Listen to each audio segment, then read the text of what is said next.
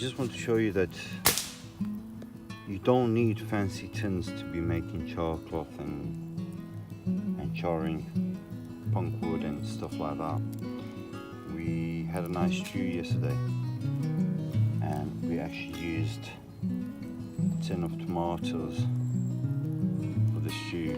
So I've got loads of punk wood in there, and I folded the entrance, the neck of it, folded it over, squashed it together, and I just left a tiny little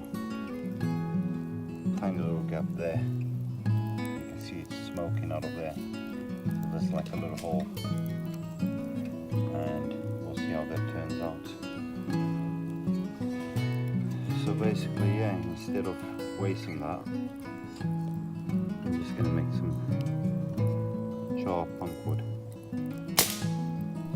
I would only char punk wood if the resources available were damp, as punk wood is actually a very good firelighter on itself without being charred. So as you can see, out of that tin that we were going to disregard, I managed to make some char punk wood there, and it came out very well, you know.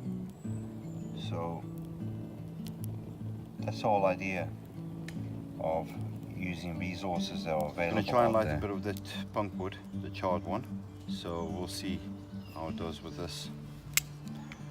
It's very hard because you've got to hold it and strike it, so it can be a bit tricky.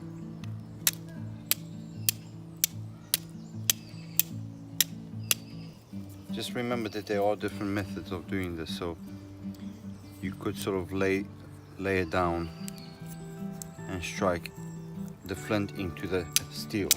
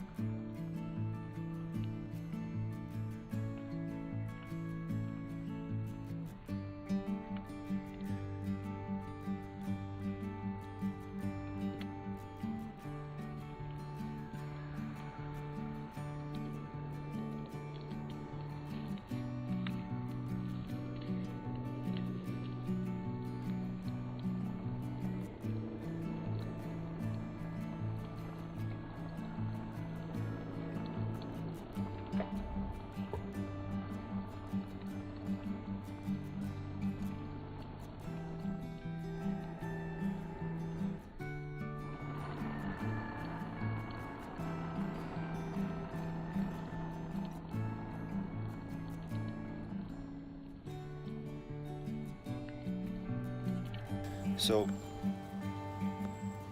the good thing about this as well is that if you're carrying it,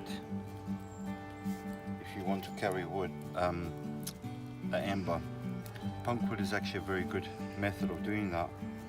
Not charred punk wood, it's normal punk wood. It burns, but it burns slowly.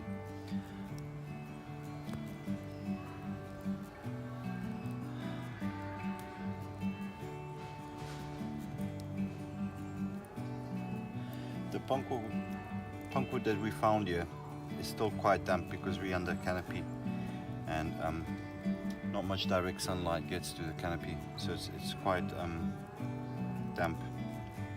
But if you can get it to light,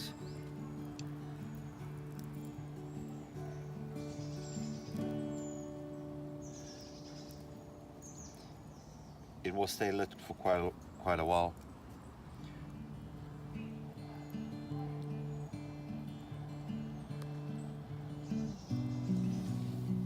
But you can see the coal that I've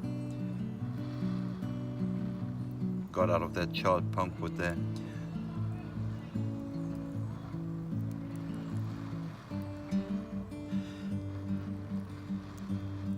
And now I've got a bigger piece that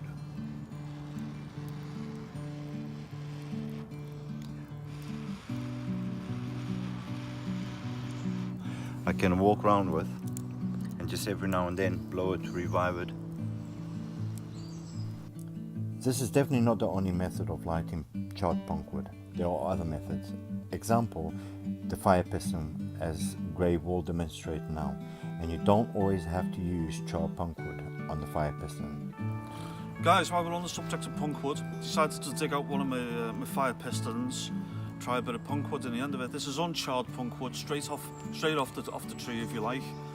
This particular fire piston, it's as pretty much as close to the native one as possible. It's made out of cocoa wood. So I've put a bit of uncharred punkwood in the end. So let's give it a go. Now, on my look on the video, it won't bloody work, but we'll try it. Okay. Take a few goes.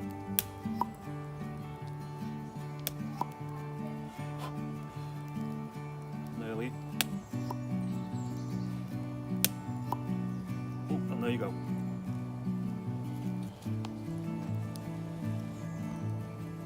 It took a few goes, but Bob's your uncle. It works. That's uncharred. If that was charred punkwood, it probably would have gone a lot easier than that. Yeah, that's absolutely brilliant. That went very nice, I think. And there we go. For uncharred punkwood. We'll try the charred punkwood now and see what happens. We're going to try a bit of the charred stuff now. The problem we've got is, with the charred punkwood, it's very, very crumbly. So I'm just a little bit concerned that it won't actually stay in the end of the fire piston.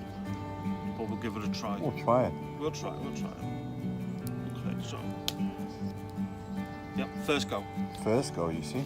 See, that's the difference. The difference between charred punkwood and standard punkwood. That's the difference. Is normal. That's the difference. It took one go at that, didn't it? Straight away. That little bit of amount you use on a fire piston is so small, but that little spark, that little ember, can turn into that. While on the subject, if you're lighting fires out there, please be careful. Use common sense, be responsible. Thanks a lot. Bye.